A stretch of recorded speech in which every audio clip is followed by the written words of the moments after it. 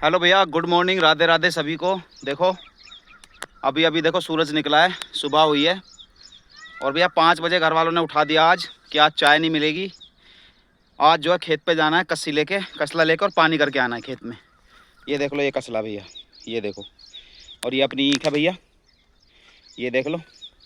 और यहाँ पर अपना पानी कर रखा है, ये देखो। अभी लाइट चली गई है, वरना पानी जा रहा था इधर। तो भैया किसान की ज़िंदगी ऐसी होती है, किसान के बच्चों की ज़िंदगी ऐसी होती है।